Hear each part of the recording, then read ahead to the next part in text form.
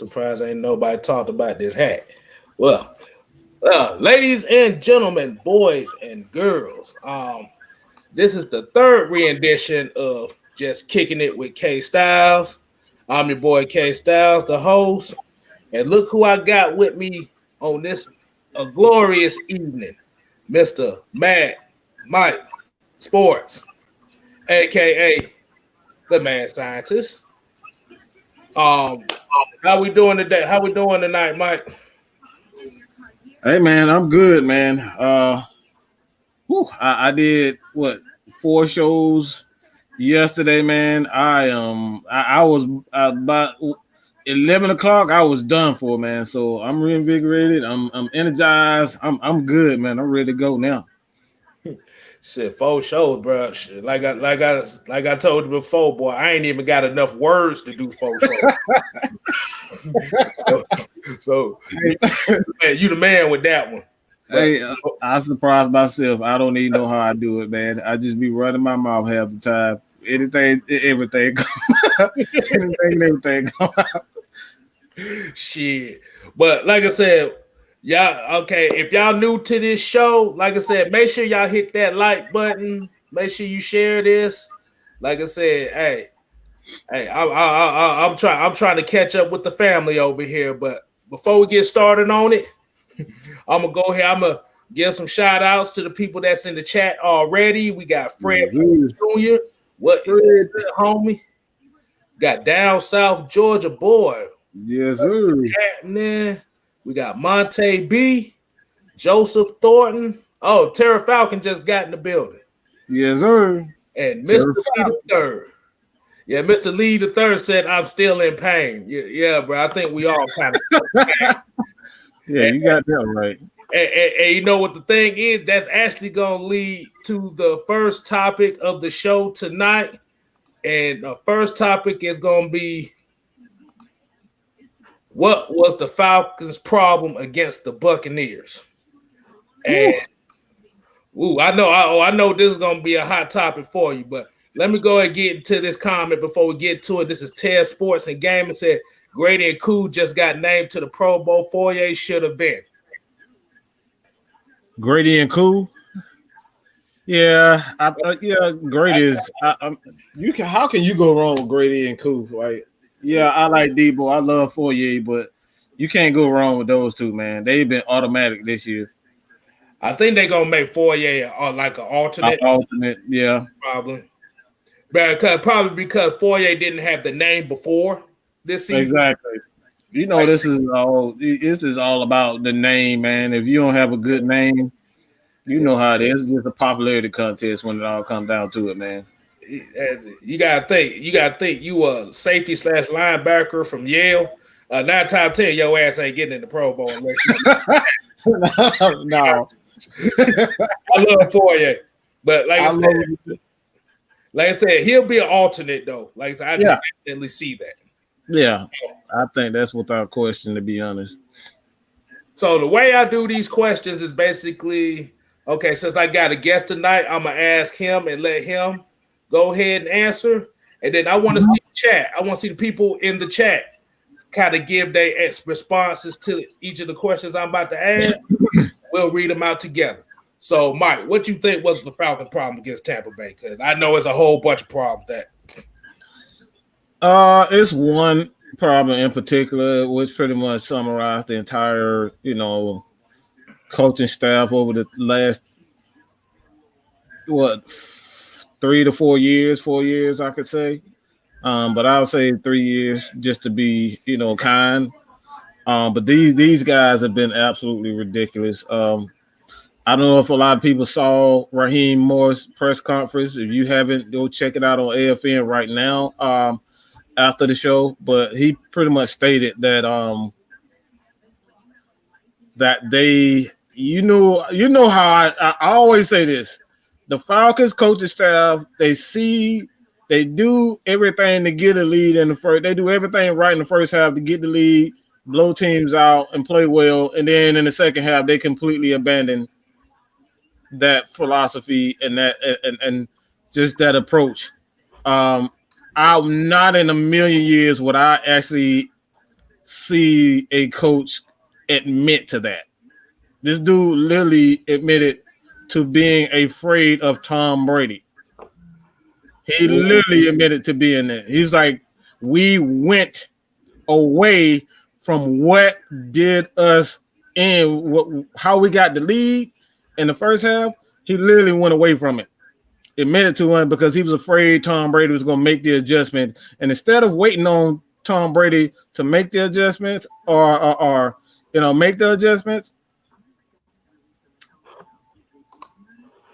this dude said that we went away because he was afraid Tom Brady was just going to eventually catch up to him. So this is exactly what we've been saying all along. These dudes, they coach scared.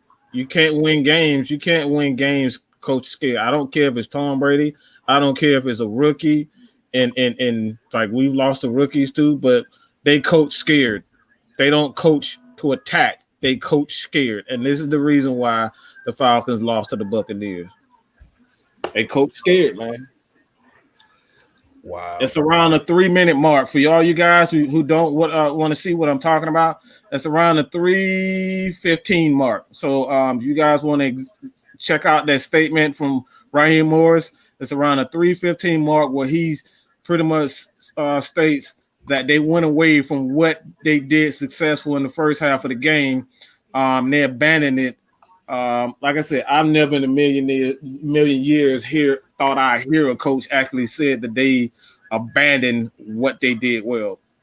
And this is, like I said, I don't mean to be long-winded, but this is just, it's embarrassing to see a coaching staff literally admit that they are scared shitless of just their opponent.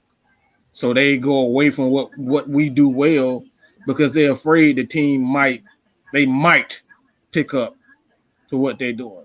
They just go away from it. Yeah. So I can see in the chat here, you got a couple people that's kind of agreeing. Basically, like I said, Terra Falcon saying basically they need to clean house after that last game. Mon D says they need to fire the whole coaching staff. I'm gonna tell you something. Hey, and like I said, I found the perfect picture for the exit for this coaching staff. I found the perfect picture. Here you go.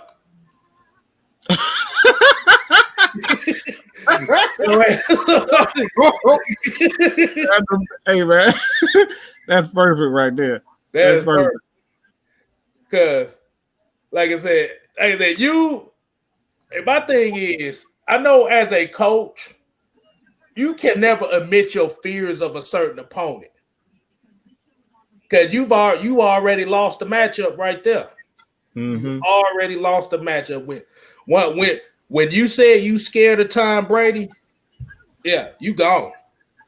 Let me see if I can play that. I want to see if I can play that real fast because, like, this is something that people got to hear. You got to hear this for yourself. Like, let's give me a second, but I want to play exactly what this guy said. Okay. Like, it's really embarrassing. Like, it really is embarrassing to hear a coaching staff say something like this. Like, you was afraid that Tom Brady, pretty much, you was afraid that Tom Brady would make the necessary adjustments. All right. And while you're doing that, I'm gonna go ahead and read a couple more of these comments. Justin Powell says it's called winning the game for ego and losing for draft picks. Modern problem requires modern solutions. Yes, I can definitely agree with that. He said agreed. Terra Falcon said agreed. They let Brady heat up at the wrong time. I think he agreed with Down South Georgia boy when he said they stopped putting Brady on his back. Mm-hmm. I mean, Tampa Bay just basically quickened the game up. Yeah. That's all they did. They quickened it up. They got it out of his hand. They saw that pressure was coming. The deep shots was not going to work, so they said, fuck it. I'm going to dump it off and let the receivers do it. Mm-hmm. Here it goes. Let me try to play it right now. Pick up big yardage. in order to keep those guys and manage them down in distances. And he did a nice job in the second half of that. We mentioned the adjustments they made. You guys obviously making adjustments in the second half, Coach, but didn't go your way. What were you trying to do differently in the second half, or was there anything, considering the success you had in the first 2 quarters? You want to give a couple different looks. Tom's going to make adjustments in the first half and see what you're doing. So when we came out, we had a couple flat calls. We went away from some of the things we were doing early and try to get some of those flat calls, try to get back to those things when it started helping us. But Tom's, you got to have 2 different game plans versus a quarterback like this. You got to have the ability to be able to change and be able to be transparent for yourself. And you got to go out there and get stops. And just flat out, at some point, you got to just make plays. And we didn't make 3. Did you guys hear this man literally said we went away? Those were his exact words. He went away from what worked, and then they tried to go back to it, and they came out flat. Do you hear? Did you guys just hear that? That came from your head coach. I just heard it. Hey, like I said, Jew Talk Sports in the building. What's going on, Jew? Sean Jones just said it right here. He said, sound like Raheem Boyce is just making a bunch of excuses. If that's the case, he's scared of all the quarterbacks that he's scared of them. Coaching. That's it. That's the quote of the night right there. You hear from this is our interim head coach who's telling you that he was afraid. That he's coaching afraid because he's afraid of Tom Brady. This is why Tom Brady and the New England Patriots have won so many games, because coaches are afraid. You can't win games when you're afraid of your opponent, dog. You can't coach scared. Nope. No. It don't matter. Look, it don't matter how bad your team is. It don't matter how bad your scheme is. You never admit to being afraid of your opponent. That's crazy. Once you do that, it's over. Mm-hmm. And if the players heard that, I wouldn't be surprised if the players just sat out, because you don't want to hear that from your head coach. That's your head coach who's saying that. That's your head coach saying that. How, as a head coach, Tom Brady's going to make the necessary adjustments? So what? If he is going to make those adjustments, why would you admit to going away from something that was working if he didn't necessarily? You just stopped it. You completely abandoned what got you there. You completely abandoned it, went away from it because you was in fear of a guy that didn't necessarily. They just stopped the whole second half of the game. They came out in cover 3. They came back. They came out in those soft zones. Just like I said, you can't coach scared, man. If you're gonna coach scared, man, why even play? Why even play, man? Seriously, why even play? Well, like I said, before we hit on the next one, we're gonna read a couple more shout outs. We got Buck Skull Gang in the house. He Tampa Bay fan. We got Roderick Harris in the building. We got Charles B. Hey, look who we have here. If y'all watch the Sunday night after show, you should know who this guy is. What's up? This is the Twitch god. What's up, y'all? It's the JRoc in the building. What's up, chat? What's up, man? Mike, Kstylz, what's up? What's going on, homie? Hey, this is the first time I'm on your show, Kstylz. Hey, man, I'm just hosting the thing. Like I said, this show is for everybody. Just the host. with my Kool-Aid Russian hat on. So hold on, I gotta adjust it. Hey, it's cool. Hey, it's cold out. Hey, it's a cold day. It's a cold day in Atlanta sports right now. Very cold. Oh yes. Yes. So I see you just hopped on. So basically, I'm gonna ask the same question to you, man. What was the Falcons' problem against Tampa Bay? What did you take from the game? Of course, we did good. We had a hot start. It's just, I think Tampa Bay, were just on to us. They made adjustments in the second half, and we didn't. They just capitalized on everything. You realize, all the blitzes that we were doing, all the confusion, especially when the D-line, and all that, where we're doing, really good as far as, making the offensive line on the Bucs confused. So we're doing like really good blitzing and mixing up the packages and stuff like that. But they just figured us out in the second half. I mean, just like any other team would, they figure us out. We stop doing what we were doing in the first half, and they just eat us up. And that's it. So our problem is, and it's been like a thing, just never make adjustments at all. Quentin Willis, I see you, man. But that's the main thing. Look at what Harrison the Buddy just said. Look what he said. The fact that Raheem Morris put a practice squad corner on AB one-on-one again. Lord Jesus. Hey, my dad said, "What's up, y'all?" Hey, what's going on? What's up, Pop? Oh yeah, Harrison the Bunny. What's going on, homie? Just in case I didn't say what's up, man. But yeah, like I said, why is Tyler Hall guarding Antonio Brown? That's another thing I want to get into. Like, come on now, like. Hold on. Before you get to it, let me do it. Woo! Oh no. Yo, like, bro, I was just like, oh my god, oh my gosh, man! Like, I lost my mind when I saw who was on that, man. Like, you gonna disrespect the great Antonio Brown like that by putting a practice squad? I got a joke for y'all. When I saw 44, I was like, wait, that Vic Beasley? Oh, wait a minute. Who is that? I was like, who is that? Well, I'd have had a chance with Vic Beasley covering AB than that. Shit. Hey, just by the way, the reason why I had this Titan jersey what's went on is because this is exactly how I want the Atlanta Falcons to play.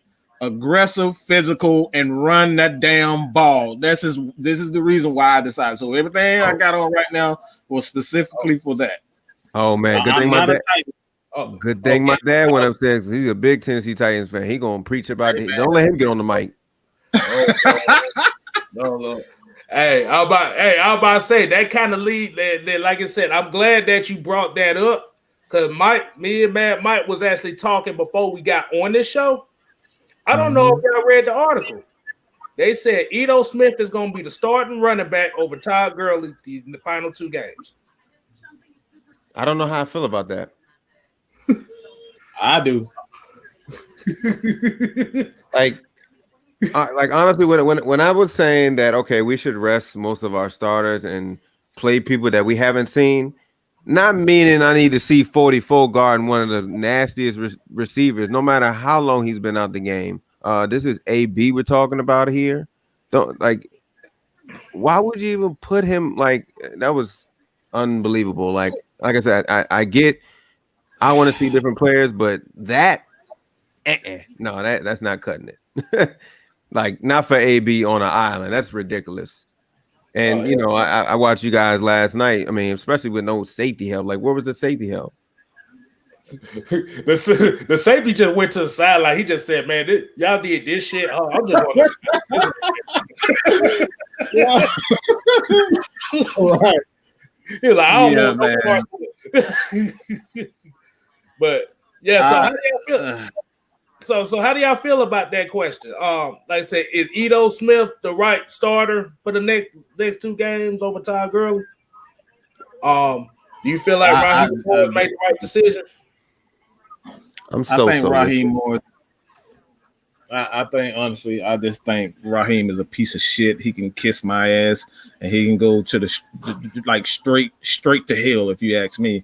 Because this just solidifies that this coaching staff don't give a flying fuck about players. They don't give a flying fuck about the players. This right here, you decide to use Todd Gurley in the passing game after this dude had less than 20. I didn't know he had less than 20 damn receptions on the year. This dude he's a catching machine. This guy's been a little machine his entire career. And this dude had less than 20 catches on the season? Are you kidding me, bro? And then you want to say, oh, he's not it. That Todd Gurley experiment has failed. Bro, that right there is absolutely no. I would be shocked if any free agent wanted to ever come to this team, because that shit right there, absolutely disrespectful. And like I said, we're going to need a Hall of Fame legend to really just come in and clean up what this coaching staff has done. I don't see anybody that will want to come here in free agency. Like I said, they had that was so disrespectful the way they did Todd Gurley, man. It's just you see what they doing to Hayden Hurst, but to do that to Todd Gurley, man, like that man career could possibly be over because of the incompetence of this coaching staff. They brought him in, said they were going to use him the proper way. He's going to have 25, 20 touches or so. And a lot of those are going to be receptions. And then when you put him in the game, he's running the ball, he running draws and ISO plays. It's like this just if his career is over, man, like I said, if his career is over, I think Raheem Morris and Dirk Cutter should never, ever, ever have another coaching job, because this is exactly what happens to players. Coaches can ruin players' careers, and this is quite possibly what they've done to Todd Gurley. I was about to say, hold on. ESPN updated the stats for Todd Gurley's receptions. He is up to 21 for 113 yards. Brian Hill has 19 for 132. So I got something to say about that. Like, I feel like we were using that's ridiculous. We were using Todd Gurley with just running. And I know earlier in the season we were complaining, like, okay, yeah, he's really good at, pass catching. Why not? All of a sudden we want to use him in the pass catching game, but not the running game. Like, I don't like it's weird. It's just like, are we now trying to figure out Todd Gurley and actually not using him in the running game now? Like, I'm okay with Ito, honestly, because I would say Ito has been around the longest. So I figure he would know, we know how his running style is, but actually running him many times up the middle is a little concerning to me because, like I said, he's little, just like how we had Freeman and, those little guys, they get popped, especially going in the middle. So, like, that's just. Use them in play. And see, I don't know. Look, can I explain? Let me just do one more thing. Just one more thing. We got people in here saying Todd Gurley is not a machine anymore. That doesn't matter. That doesn't matter. It does not matter. It doesn't matter if you're even like we go back into that 2016 season with Dwight Freeney, and like everybody say, oh, Dwight Freeney wasn't Dwight Freeney, but Dwight Freeney still had value somewhere in his game. They use him the proper way. Why are we using little ass Ito going up the middle? This is what JRoc talking about. He's too damn little to be taking that pounding up the middle. Use him in space. Why is Todd Gurley just he all he does?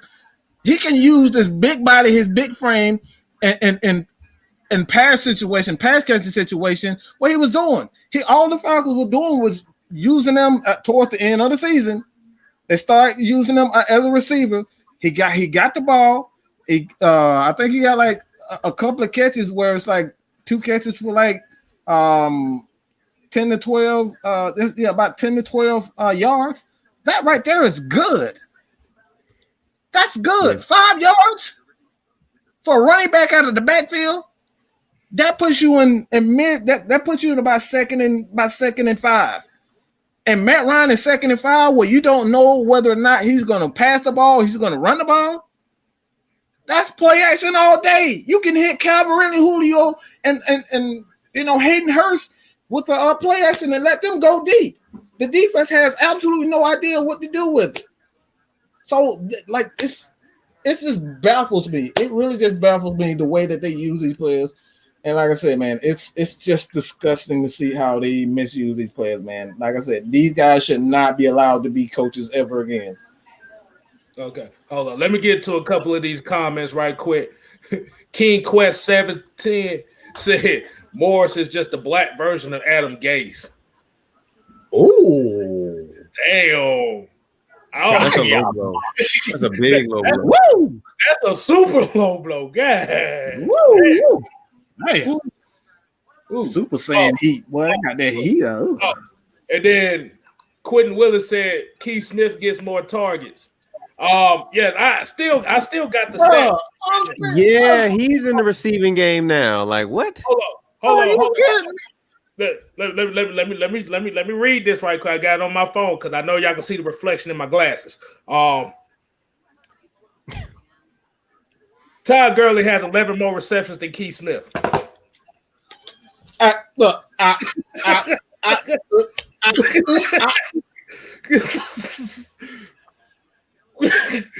Devon Stanford, Miss Maggie T, what's good, y'all? We sitting here talking this bullshit. You ain't got nothing to say about that, do you? They actually should never ever be allowed to coach ever again. Like I'm so serious when I like that is unbelievably disgusting. You literally the words that come out of your fucking mouth as a head coach is the Todd Gurley experiment failed? Wow. Yeah. Q Smith, like he has But we got this comment right here by Nick HD56 says we use Todd Gurley the same way we use Steven Jackson. I mean, they are pretty much the exact same player, so I'm like, I'm not surprised by that. Yeah, I'm not surprised. Same exact team. Yeah, same exact team, same exact player. You know, I mean, they're pretty much. Except I would say Steven Jackson was probably a more bigger threat because of how big he was. Mm-hmm. So I would say in the pass catching game, I would take Todd Gurley. But as far as like if we're talking about like having them at like their best at that time, I would say Steven Jackson is a more power back runner over Todd Gurley. But Todd Gurley can do it all. So. But you have to remember when Steven Jackson was in his prime, he was averaging like 60, 70 catches a season too. So he can do both. You just a bigger version. We got Ice Finesse in the building. We got Jamarius 58. He in the thing. Devon Stanford. What's good? Let's get it. GA. So y'all want to hit up this net? Y'all want to hit up the next topic? Yeah. For y'all? Yep. Okay. So the next topic is gonna be. And this for the people too. What are your expectations for the Atlanta Hawks for this season? Woo, boy. Oh, man. I'm gonna go last. Hey, man. I'm about to pick my belly like the, what you call it? The pills there, bro, man. I like that. I like that topic. Yeah. Hey, now this basketball, my sport, man. Y'all know how I feel about. I think this team can be nasty, man. I'm just gonna be honest. I've never seen a player like Trae Young, and I don't think there's ever been a player like Trae Young. Because one thing about Trae Young is not only is he a great passer, it's like he's a great passer. Like he's an elite passer. He can. I've seen him throw, like dimes. From half court, full like 3/4 court, like this dude can throw dimes, and not only he's great facilitator, and he wants to pass. That's the crazy part. He wants to pass, but in the midst of that, this dude can shoot from anywhere, like Steph Curry. And this is what I mean. I've never seen a guy like this before. Steve Nash was good, but he didn't have Steph Curry range. You know what I'm saying? This dude has stupid range. So my expectations for them, you got a guy like Bogey, you got Cam Reddish, who I think is going to be a star. His defense, man, I think this team can really make some noise in the East.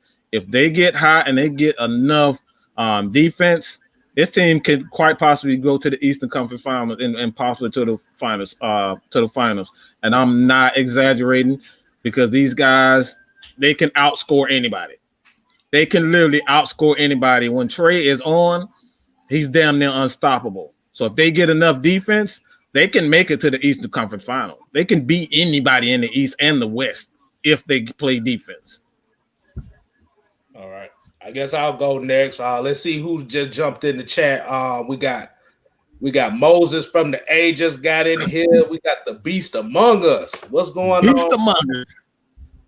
Reggie, check out. Come join the Discord, man. We always in there talking about Hawks, Braves. Like we talking about everything, there, man. Oh yeah, yeah, man. You guys come join us in there too.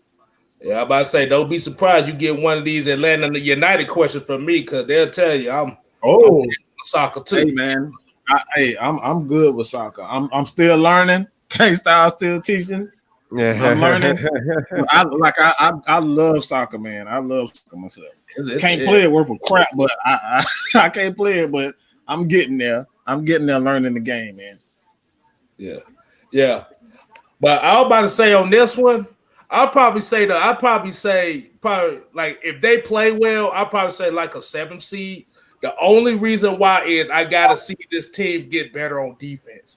Because you have to remember that last year they was one of the worst defensive teams in all the NBA. Mm-hmm. They could score, but there's actually one offseason acquisition that nobody talks about this team has gotten, and I said it's gonna be big for the Hawks. It's gonna be Nate McMillan. Yes, sir. One. We've been talking about that. Like, he's a defensive coach. Yeah. And like I said, and then Rondo also being kind of like the secondary coach. Like Vince Carter was good as a mentor for the team, but for Trae Young specifically, Rondo is going to be good for him. Rondo is going to be huge for that dude. He's going to be huge, man. And Rondo is an underrated defensive point guard. That's another thing. He's an underrated guard, man. He's an underrated defensive guard. His ass is a praying mantis. What do you expect? Yeah. Hands and arms. That motherfucker long as hell. That dude is 6'1" with a 7-foot wingspan. That is a praying mantis. What? Like, I thought I had long arms. That dude boy. That boy could slap somebody from across the room. Call him and Mr. Fantastic. Exactly. Yeah. Right. Got that Stretch Armstrong looking motherfucker. Stretch Armstrong. But yeah, definitely. Like I said, if I see the defense improve a lot, like people say Clint Capella and Chris Dunn. But the thing about it is, it's going to have to be the rotational defense. It's going to have to be how quickly can you pick guys up? Because if you don't, so you have to see the thing about, and Mike, you will attest to this, in basketball, your defensive chemistry is a must. This must. Gotta have everybody you have to have a defensive rotation. Have to have a nice defensive rotation where everybody feed off each other. And that's why I think Rondo is going to kind of push Trae Young to play just a little bit more aggressively on defense, because Rondo's like, if he's not happy about this is what I like about Rondo. But he can go a little bit overboard with it. But he is a no nonsense type of guy. This is exactly what Trae needs right now in his career, to teach him how like the small intricate details. You always hear me say about football, but the small intricate details in basketball, when to take plays off. Like, this is something that as a point guard, and that, like I said, this is point guard was my first, basketball was my first love. And you have to know when you can take breaks on when you're playing the game, because you're going to get tired, especially if you're a guard. That's a lot of freaking running. That's a lot of freaking running, man. It really is a lot of running. So he's going to have to learn how to spell, give himself a break, because if you know anything about the Golden State Warriors, your boy Steph Curry, he can look like he'll be jogging down down the court, and you think this dude he tired, and all of a sudden his little ass shoot all the way around the court. He'll run all around the court 2 or 3 times, and then he'll grab the ball and shoot blaze a 3. These are the things that you got to learn how to do when and when not to expand. Take those breaks. So I think this is what Rondo is going to bring to Trae Young to teach him, when to expand. I think LeBron James does a great job of that also, of kind of holding himself back during, in crunch times, the most important times during the game. Okay. I know somebody, like I said, Harrison the Bunny say he don't know basketball. He's just a football nerd. Hey, like I said, that's what this show is for. Like, to get you up to speed. Yeah, we all, and like they said, if you ain't learning, you ain't living. That's about as simple as I can put it. Mm-hmm. You gotta be able to learn something here. But like I said, fly for life. What's going on, peoples? And I see somebody said something like, why we didn't say nothing about Clint Capella. Before I do that, JRoc, what are your expectations? I'll be getting to Clint Capella here. Y'all know me. I talk about this all the time. Y'all know I'm not a Atlanta Hawks fan, but I do pay attention because, my team is the Pistons. We in the East, so we in the same boat. But I know y'all pretty depth this year as far as big man goes. Y'all got like Gallinari now, Clint, and then y'all got was it John Collins, right? Yep. So I think y'all this year, y'all like full in depth as far as like rotations go, like y'all was talking about. So it's not like, the East is up for grabs for anybody because we already know LeBron James is not over here no more. So anybody can make it out the East. Exactly. But I ain't got really too much to say on Atlanta. I just know you guys got a lot of depth this year compared to last year because of the trade y'all made. Yeah. Okay, Harrison the Bunny say, I know basketball, I just don't care about it. Okay, that's all good. That's all good. Hey, at least he's real about it. I'd rather him be real about it than be fake. Yeah. Try to pretend like you know it. Like I say, I'm not big on soccer. I love soccer, but I don't know much about soccer. Right. A lot of us still learning the other sports too. Yep. Yeah, that's my thing. But yeah, like they said about Clint Capella, it's all gonna depend on can he stay healthy. That's gonna be his only knock is can he stay healthy. Mm-hmm. Because you basically got a younger Dwight Howard now. He's young. Oh yeah, he's a rebounding machine. That dude is a rebounding machine. That really is going to help the Hawks get as you know, Drummond for the Pistons. Like this dude is a rebounding machine. It's like it helps you get more opportunities. Don't get me started on Drummond, man. I'm still hurt from that trade. Oh my God, I love that guy. I'm still hurt from that trade. Don't even talk about Drummond. That trade, we didn't get nothing for Drummond. I'm so mad about that. Okay. Harrison the Bunny said, I've played basketball before. Okay, all right. he said, I played basketball before. I don't know anything about it, but but I played it. Hold on. I want y'all to hit this question right quick too. It says, so James Harden wants out of Houston. Would y'all be willing to trade for him as a fan? No. Hell no. I want this question first. Oh man. For one thing, James Harden looks like me right now. So whoa. he on Kstylz fat side of the game right now.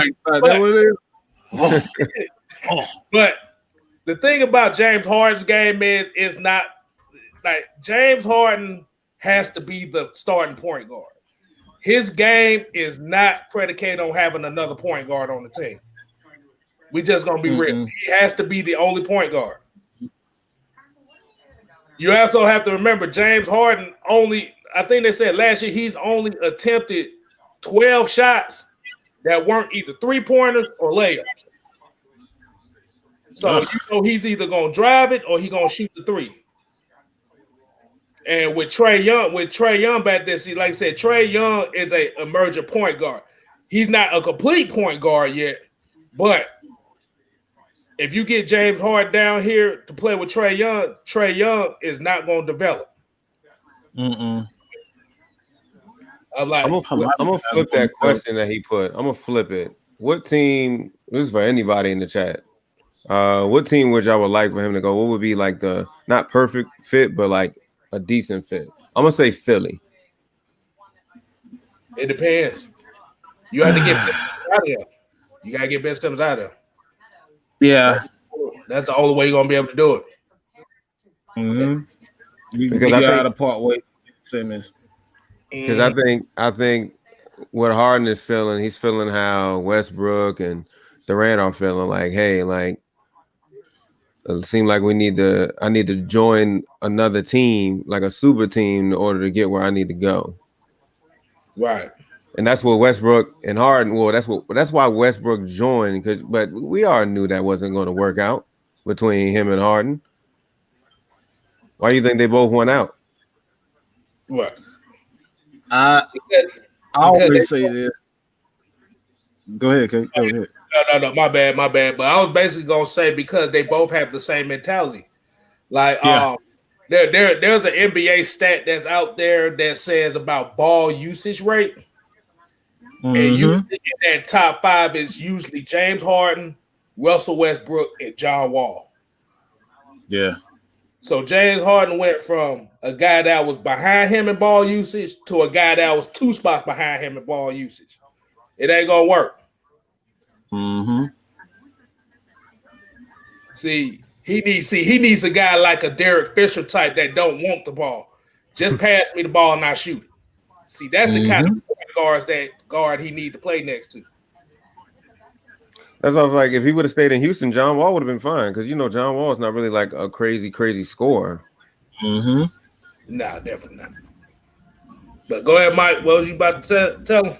Well, I think I don't necessarily think it's a perfect teammate, but it's like a system. One of the reasons why Kobe Bryant was able to be, to play with anybody, Michael Jordan, these types of guys, their style of play, like Russell Westbrook, James Harden, a lot of these guys are ball dominant. So in order to play in a ball, like for those types of players to be able to play in a ball dominant, play in a system where he can be them like who they are. Like you can still be Russell Westbrook, you can still be James Harden, but like the Bulls, like the Lakers in that triangle offense, it's just a motion offense. They're stationary. Anytime you have a stationary team, everybody else is not getting in rhythm, and that's the problem. That's why they can't keep a lot of people in their system. Nobody wants to play because they're not going to get shots. So in order for James Harden to be James Harden, he has to go to a system where it's a motion offense. He cannot be stationary, and that's the biggest, like that isolation ball that they tried to experiment under Mike D'Antoni, whatever the hell his name is. I can never D'Antoni. Yeah, D'Antoni. Like, yeah, it's an isolation they were destined to fail. An isolation offense for James Harden. Everybody's standing around looking at him shoot. So he has to go to a motion offense if he wants to be successful. That's it.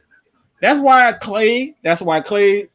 you can have all those shooters. You can have Kevin Durant, Curry, and Klay Thompson. Those 3 volume shooters. All those guys get at least 25 shots a game.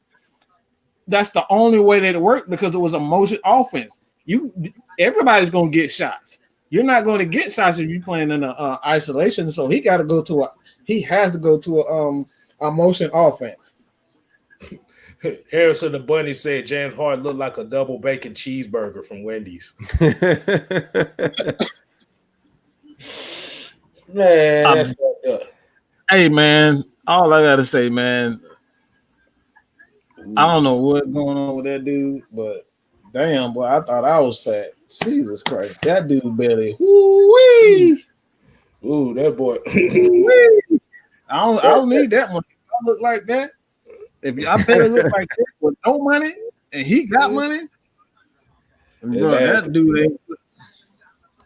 Hey, I was about to say, Drew said something too. He said, I want to see Harden play in Miami because they're a good defensive team and Jimmy Butler can play. Jimmy Butler and James Harden, they're not going to get along. Because one James Harden, they won't survive. Hell no.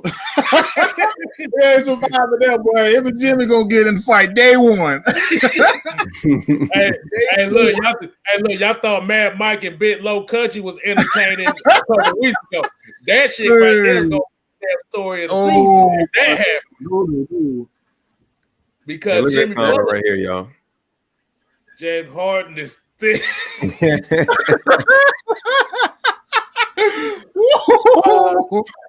What the fuck? That's hilarious. Okay, Mark 504 said Harden and Westbrook and KD was who they were when they played together. Well, yeah, that's because Harden he wasn't really like super known. He was just like that really good 6-man that year. So that's the reason why they were like really, really good. Right. Yeah. But yeah, getting back to the Hawks question and stuff, like I said, I would tell you, if they keep Cam Reddish, I think Cam Reddish will be the best player on this team, to be honest with you. I think he'll be better than Trae Young. He's an all-around. I follow him, a Duke fan, and that dude, when he is on offensively, he's a great scorer. He's a great scorer when he's on. But defensively, like he's a monster defensively, man. That dude can play some defense. So the best, I won't disagree with that. I think I think he has star potential to be like Paul George. I can see him being Paul George, to be honest, better than Paul George. Yeah. Well, at least, like I said, Paul George like to throw people under the bus, so I don't think you want that comparison. I mean, he's good. Paul George don't like to practice. He's smashing coaches' daughters and shit, and he blaming everybody else for his shit. So, but hey, look,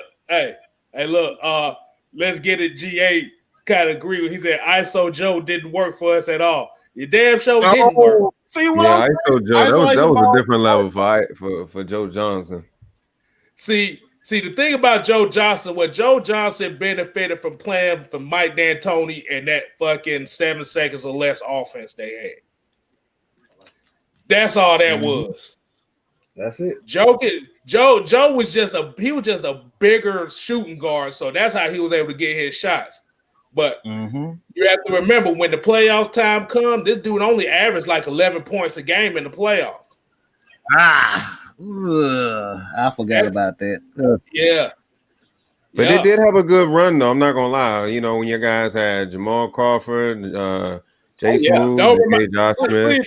Please don't remind me. We had Jamal Crawford and Lou Williams back to back. Don't remind me of that. That was a nasty team, man. Don't remind me of that. What was it? Y'all couldn't get past the Orlando Magic? Was that the team y'all couldn't get by? Couldn't get past Boston. It was Boston. Boston. We couldn't get past LeBron. Yeah.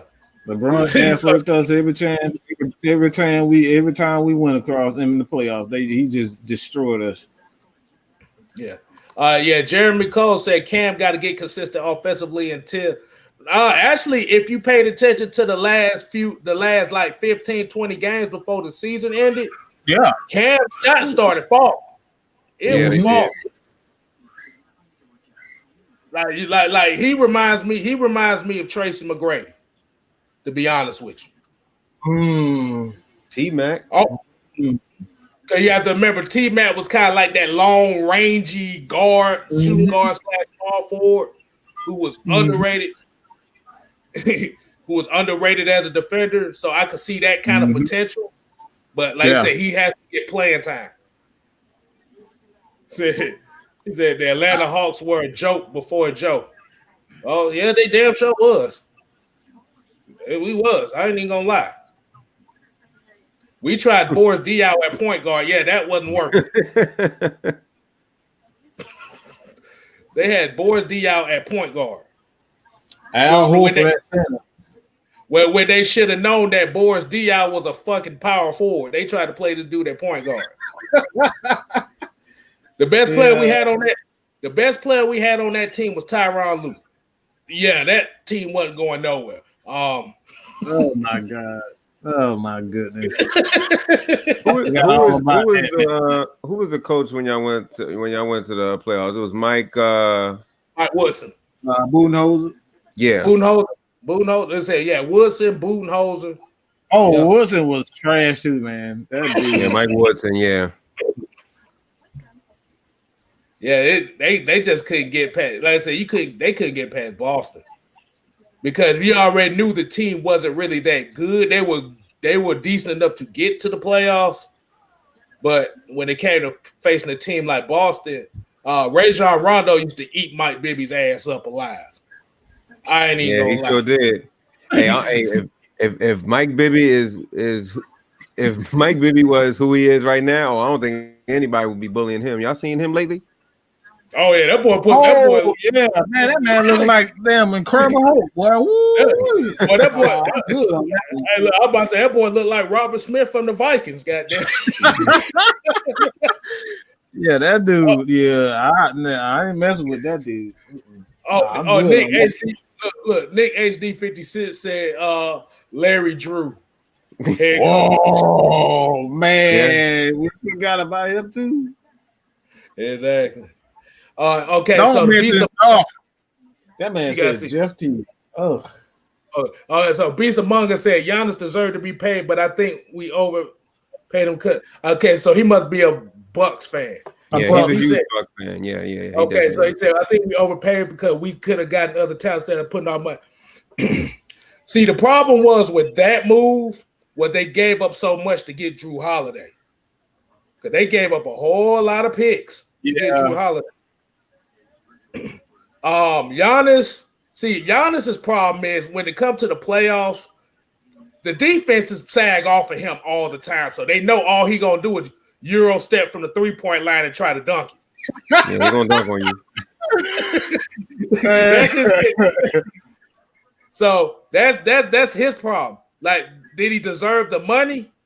I think so, but the only problem is now that, because like I said, now that since he's a back-to-back in the NBA MVP, see, now that bar set up here now. So Giannis got to get that shot down. If Giannis don't get that shot down, boy, he about to get booed out of Milwaukee like a mug. I'm telling you. Yeah, because that money, once you get that contract, man, different expectations come with it. So they're going to expect championship performances in playoffs. Like, there's no ifs, ands, or buts about it.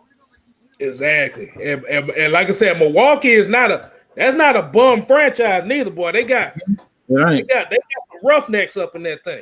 Oh yes. Oh yes. Drew Holiday is a very good player, but it's like again, like Giannis, man, his shot isn't exactly consistent the way that it should be. Like I said, when he's on, that dude can ball. He's definitely a baller when he's on. It's just I just don't know what their infatuation with all these guys with inconsistent jump shots.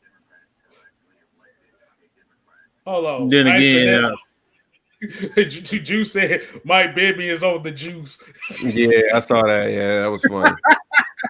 But hey, bro, I think I don't know if y'all watched the Big Three, the Big Three basketball. Oh yeah, the Ice Cube League. Yeah, I definitely watched that. Right, Mike Bibby was in that thing. That motherfucker looked like he looked like Deion Jones out there, boy. He ain't even gonna lie. Well, he made Deion Jones look like Christian McCaffrey. I'm telling you. It's a lot of people that did good. Like, you know what I'm saying? Like, I think Joe Johnson was on there. He was doing good. He won the MVP of that shit that year. Yeah. I know Nate Robinson's ass can't go back there. Not after them.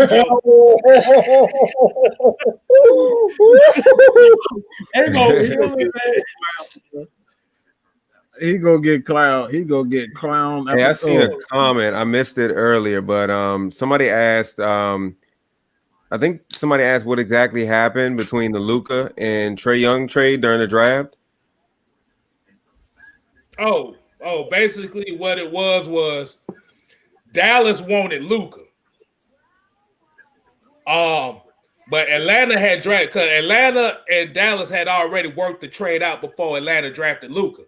Right. So Luka was drafted by the Hawks, but they had already had the deal in place to trade him to Dallas for Trae Young and an additional first-round pick, which we got Cam Reddish with. But like I said, Luka right now, Luka is playing out of his like. And I hear a lot of people say we should have had Luka instead of Trae. To be honest with you, it'd have been the same as that team. Yeah, you have to remember that Dallas team already had talent. Right. They just needed somebody to be the heir apparent to Dirk Nowitzki. And that's They found one. Yeah. And the crazy thing is, I'm kind of glad that they actually got him because like he's only like 21 and he's playing out of his mind. So like you said, like even if you guys would have had him, I feel like it would have been the same buzz from him. Been the same. No, it would not. It would have been no. I'm gonna say it would have been the same situation. We wouldn't have been winning games like that because what it is you have to remember Luka been playing. He been playing professional against grown ass men since he was 16, so he's used to it. Like I said, Trae, like I said, he freshman out of Oklahoma, led the nation in scoring and assists. He also led the nation in turnovers. But the thing about it is Atlanta needed a face to sell tickets because we didn't have that. See, those Steph Curry comparisons is what kind of sold Atlanta to him. They needed a face. And like I said, Trae Young can definitely get there. I'm just tired of it because I don't know if y'all read the latest NBA promos, but they're calling Luka legend now. That's a bit far. Like I don't like putting that type of stuff, that type of players. Like that's a little bit too far, man. And like I said, not everybody's like LeBron James who come out the gate like that. Even that moniker for LeBron James kind of almost killed his career, to be honest. Because if it wasn't like if LeBron didn't make that decision to go to Miami, like people would have ate his ass alive if he didn't go because he failed and he failed miserably in Cleveland. Those guys, like, they expect him to be a Michael Jordan. He wasn't getting there. He wasn't getting what he wanted. And had he stayed there, LeBron James, we're talking about a completely different career as LeBron James. Like, you're talking about a guy that would have won a championship. I don't think he never would have won if he would have stayed with Cleveland. So, like, putting that type of pressure on a guy, not everybody's going to respond like LeBron did. Like, he went there. He was like, look, man, I ain't going to win. And he had to go to Miami with that fucking attitude. Like, hey, I got to win. You know what I'm saying? Yep. So you putting pressure on them guys. You putting pressure on them young guys to do it. And like I said, not everybody's LeBron James. LeBron James got a thick, not much can get to LeBron James. Right. But before I get to the last topic, I'm going to get a couple more comments in. Reggie asked, be honest with, if you do that draft over, would you take Luka? I would say no, because you have to remember who the point guard was with the Hawks when that draft came up, and that was Dennis Schroeder. That was not going to work. First and foremost, Dennis Schroeder and Luka was not going to work.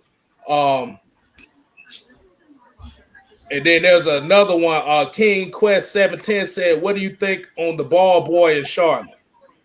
He still got a funky ass jump shot.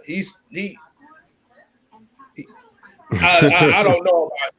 I'm gonna be honest with you. I don't know about he. Like I said, he's flashy, but his jump shot is on the Ronnie Brewer side of the game. It's not consistent. Oh man, Ronnie Brewer. Man, that was the guy that was on the Bulls, right? Yeah, the Bulls. Yeah, Bulls. Yeah. Back when they had like Rose and Luka and Noah. Oh, boy, that's a broke jump shot. Is that jump shot was funky. Let's see. There was another one I just saw. Trey's weakness is defense. Yeah, I actually did a video on the pros and cons of Trae Young. So y'all make sure y'all check that out. I pretty much explained everything right there. Yeah, Trae Young defense is a weakness, but it can improve. That's the thing about it. He's young enough to where it can improve. He ain't got to be a great defender. He just have to be a better defender than what he is now. Yeah, Luka can't play defense neither. Let's be honest. Hell no. That's what be killing me. Y'all act like Luka can play defense. Luka's a straight gunner. He's gonna give you your points. It's just like I can agree with you were saying as far as like, would you rather prefer to have Luka or Trae Young? I mean, it really depends on what you guys needed at the time, and it seems like the way Dallas is using Luka, I think he was drafted as a small forward, but they got him playing point guard. Point guard, yeah. Now, technically, he's a shooting guard. Because remember last year, I think the starting point guard last year was Seth Curry. I think he was the starting point guard last year. I think. Was he the starting point guard? Or was it JJ Barea? No, it was Dennis. It was Dennis. Whatever name Dennis Smith Jr. It was Dennis Smith, and they traded him to the Knicks. Yeah. Seth was. Yeah, he was there. Yeah, he was there. Oh no! Oh, Quentin Willis. Hey, look, Quentin Willis might got the comment or not. I think he said LaMelo Ball shoots like Bill Cartwright shoot free throw. Yeah, that's the funniest one of the night.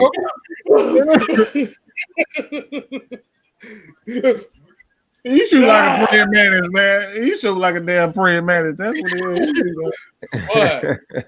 Hey, nobody was worse from the free throw line than damn. What's his name?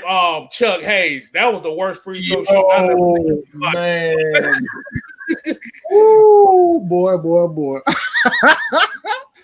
Y'all gotta do some Googling tonight, man. Y'all gotta go on YouTube and just these are some names for you. 20 centimeter further said, I guess we over this Falcons team. No, we're not over this Falcons team.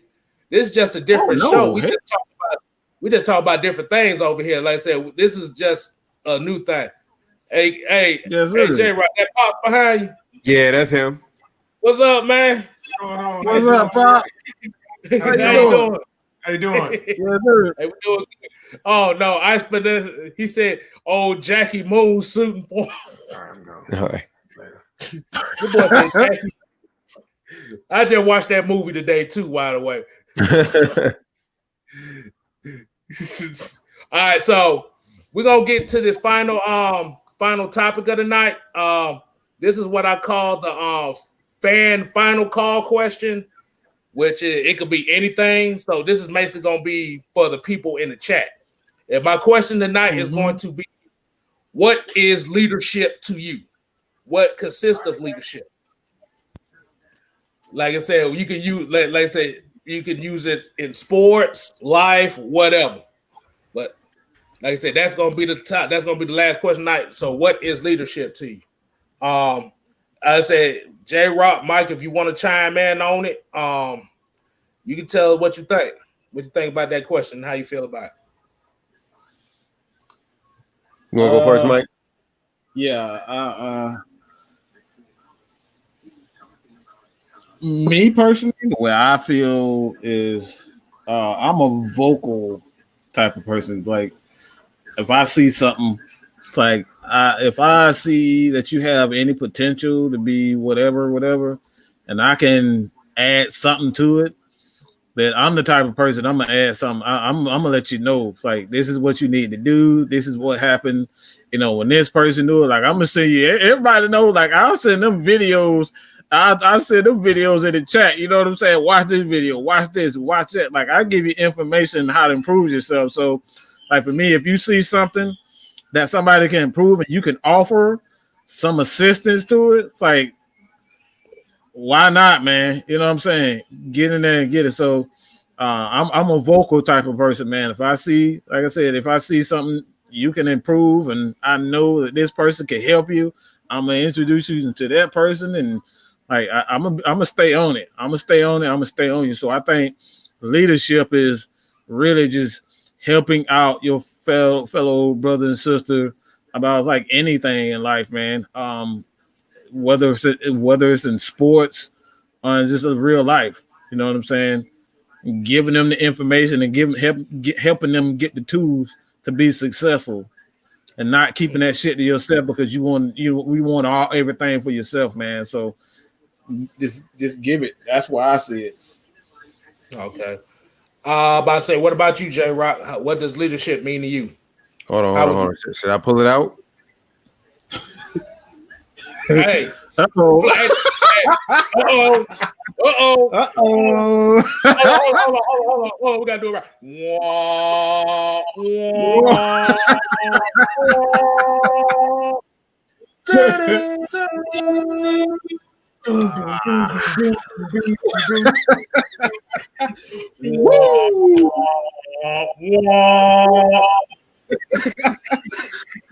That was some fools, man.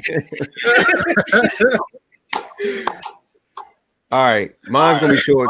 Mine's gonna be real short and sweet. I'm gonna just get straight to the point. What does leadership mean? I mean, it's when you take ownership of something and you see it to that it's complicated. I mean, well, how can I put this? So to me, it's like not being afraid to, roll up your sleeves every once in a while and, take ownership, do some dirty work. You know what I'm saying?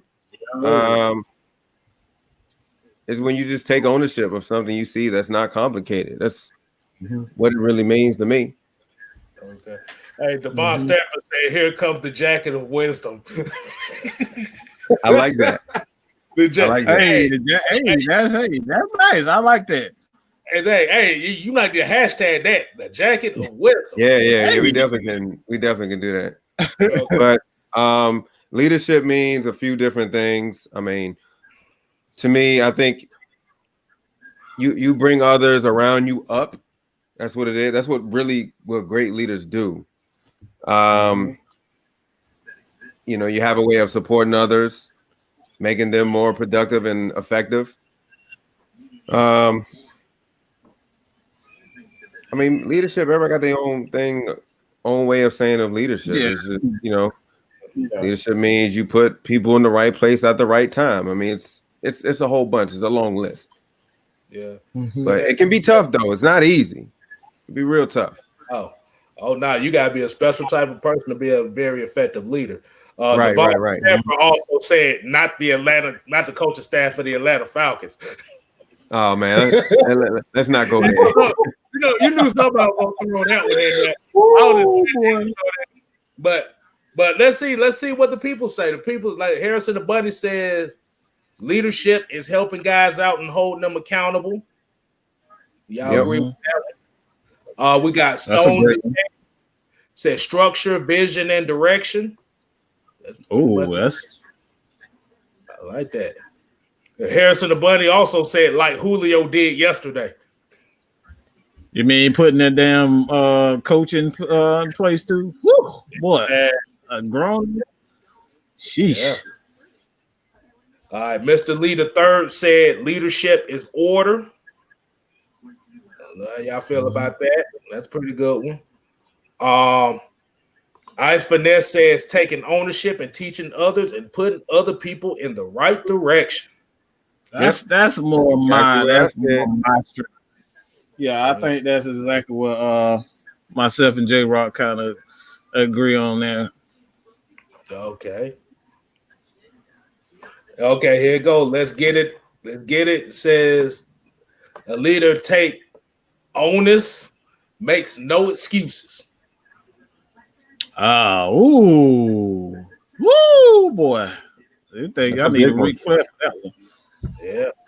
Jeremy Cole said leadership is holding others accountable and also holding yourself accountable and being open to criticism and also helping others. Yeah.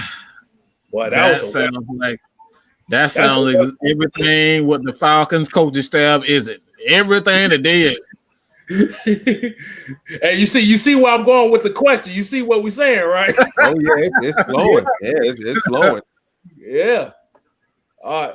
Hey, he also said being the person that people look to for guidance. Yep. Mm-hmm. All right. Okay. Ice Finesse said, gotta be humble as well as leader that makes a better leader. Like you said, put people in the place to succeed you. Because as a leader, you always want to put people put places to where they can be better than you. Oh yes, I like that one. Yeah, but you I also want got everybody better than myself, man. That's why I always tell. I want people to be better than me, man. I have no issue with you being better. Like if y'all can become legends, man, have your own show, like that's it. I'd be glad to pass on the knowledge for that, dog. Exactly. All right, we got Quentin Willis. He said, being accountable and display a positive influence. I like that. Yeah. Positive influence. That's that. Like I said, that's a key one because a lot of people don't really bring out a lot of positive influences no more. Oh yeah. So that's a tall task. Reggie said, "Is that Eddie Kane Jr. from the 5 Heartbeats? I know that jacket." That's the jacket of wisdom, man. Jacket of wisdom. Hey, bro, you might need to thank him for that one because that's a good one. Yeah, that's a good one, man. That's a good one. That's a real good one. Hold on. We got 5. Oh yeah, that's Devon Stanford. Yeah, like I said, we're gonna hashtag him because he just gave you your prop right there, the jacket of wisdom, boy. Salute to that. Yeah, that's big. Like Salute. Definitely. Tara Falcon called you the pimp. Don't get me started. I ain't got the hat, y'all. I ain't got the hat. Okay, Utah Sports says people lead in different ways. Some lead by example, and others lead by providing direction and instruction. Yeah. Yeah, it's kind of like me. I'm not really the raw type, but I would rather let my actions show more than I can say. Like I will use my words to encourage, but I want to show you better than I can tell you. So if I fuck up, you've seen how I fucked up, and you can implement that to fuck up. Oh yeah. Yeah, on the Tim Duncan side of the game, yeah. So okay. Andrew G says leadership first on the field, last one off, set the example for others, encourage accountability for all, positivity and knowledge and good attitude. Absolutely. These are all These good. Some great answers, man. Hey, we learning around here, bro. Like I said, and yeah, you got that right. And like I said, I know this is kind of a new show for everybody. I know y'all ain't used to outside of Falcon talk, but like I said, we trying to bring everything in all different types of aspects around here. But this is going to also be on Falcon Nation. Beast Among Us talking about we still talk about basketball. Nah, man. Nah. We'll do that on another show. This is a variety show, man. This is a variety show, man. You get everything on this, man. Reggie said you have to be a good follower first before you can lead. Oh yes, oh my God, that's such an underrated tip. That right there is underrated. We got a lot of people that want to lead, but nobody wants to follow and take responsibility for their actions, and like they don't want to listen to others. So I love that. No ownership whatsoever. Okay, Harrison Bunn said Julio was more involved with the team than the head coach. That says something. Yeah, we saw that shit. That was on TV. On live TV, that man shoot the head coach away. Get your ass away from me. I got this. This my people. Bro, yeah, Julio Jones was even talking to the defensive line. That is crazy. He's talking to Grady Jarrett, giving Grady Jarrett tips during the game, bro. Hey, if I'm correct, I could have sworn that didn't Julio play safety at one point? Yeah, I think he played safety. Yeah, he played safety. If I'm not mistaken, he played in high school also. I think he played But that's in why he high be school. laying them big old bangers. Yeah, and that's why they put him at safety at the They put him safety a couple of times when we need a key stop and from The Hail to Marys, prevent people from them Hail Marys and stuff. They put him at safety. Julio played safety in high school. Hey, as Finesse said, my kids are going to grow up learning what a leader is. That's what I aspire for.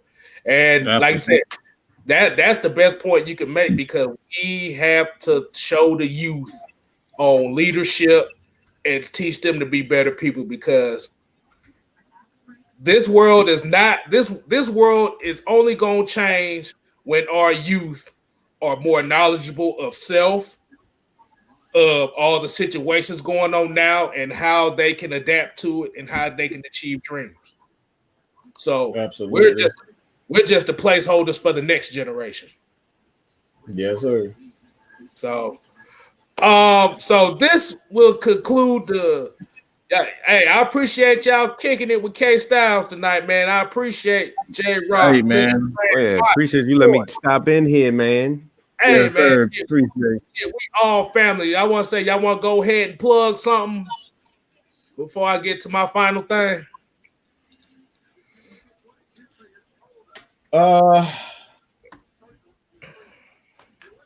Hey, man, I'm trying to get to 5,000. I'm trying to get that 5K. I think this is, honestly, I'm just going to be real for a second here. I always thought that I could get to 5,000. You know what I'm saying? I'm just very confident. I just believe in myself. I've always believed in myself, even though it's like, okay, when I first started, like I said, if anybody who's ever thought about getting and then until this is what we are. This is Atlanta Falcons Nation. But one thing about me, if you're going to be a part of anything that we do, you're going to have to work and you're going to have to work hard. I don't just give out free information to people that just want to play around and goof around. Your ass is going to have to work. So if you're going to come, you want to be a writer for Atlanta Falcons Nation or Mad Mike Sports, we're more than welcome. But please don't think that just because you're a part of the nation, you're a part of Mad Mike Sports, you're a part of JRoc's crew, you know what I'm saying? You guys want to come in and join us, your ass is going to work. Your ass is going to work. I'm saying like people don't understand that when I first started this, dude, I was stuck at 36 subscribers for an entire year. But I kept going. And eventually I hit the success. You know what I'm saying? I'm not happy where I am. I still want to keep going. But if you work hard enough, you never give up. You know, I know that shit is so cliche. I know that shit sounds so cliche, but don't give up, man. We got a lot of knowledgeable guys here. We got people from, Australia. We got people from New York. We got Cali people, man. We got people from all over, man. So, we're trying to build we're really trying to build a family and a network where everybody can, eat and work hard. You know what I'm saying? It's all about passing the knowledge down so your kids can eat, our kids can eat, and just pass it down to the next generation, man. Because like I said, we really got to continue to, help each other, just see something in themselves that they may not thought they had. I know Kstylz, man, I would have never thought I'd be doing some shit. Man, I didn't know it. I knew I could run my damn mouth, but I never would have thought I would be doing this. I know exactly. I can talk. Same boat. I never would have thought I'd be this far ahead of the game. You know what I'm saying? Like I said, I always knew that I can talk crap with anybody, with the best of them, but I would have never thought I would be here. You know what I'm saying? And I'm here. So that $5 foot long, no, just playing. But that 5K, man, help me get to that 5K. Help us get to that 1,000. You guys check out Atlanta Falcons Nation. We're actually on Twitch now, so if you guys make sure y'all follow Twitch, that. JRoc, go ahead and tell them about that, man. Yeah, make sure y'all join the Twitch We trying to control on all platforms. We on Facebook, we on YouTube, of course, but we trying to be out there and everywhere. But make sure y'all follow the Atlanta Falcons Nation on Twitch. If y'all need that, I will be glad to drop it in the chat for y'all. But we definitely trying to set the same goals as it is on YouTube. Same thing. Make sure y'all get those followers up on Twitch because we trying to get the same thing going. Mm-hmm. That's just something new in our little repertoire. Yeah. Mm-hmm. And like I said, that jacket of wisdom got there. Ooh, he brought out the repertoire. Ooh, that jacket of wisdom, bro. Woo. See, when this jacket on, it's something else, man. That boy pulled out the Petey Wheat straw jacket on y'all last week.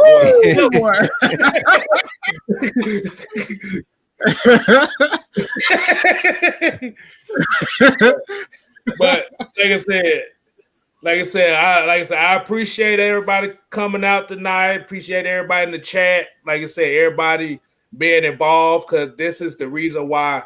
Like Mike said, this right here, I never thought I'd do nothing like this because I don't like talking that often. I don't like talking to people that often.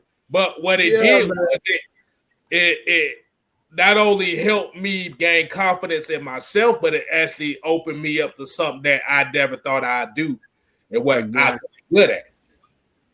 So, like I said, Atlanta Falcons Nation is a family. Like I said, and our family is y'all that's watching watching each and every one of our shows. Whether, like I said, we got the heavy hitters coming at 8 p.m. tomorrow. You got ATL and Sports Zone Wednesday, 8 p.m. You got Lush Exchange, 9 p.m. Wednesday. Mm-hmm. You got the Friday night film study on Friday, 8 p.m. You got Red Clay Sports Saturdays, 11 a.m. Hell, and I'm gonna do Tonio a favor for this one. Make sure you subscribe to Keisha's Corner. You know she throws. You know she's family too. And like I said, you mess with her, terror artist 404 will become terrorist. Don't forget about Sundays too. That after show. Oh yeah, don't forget.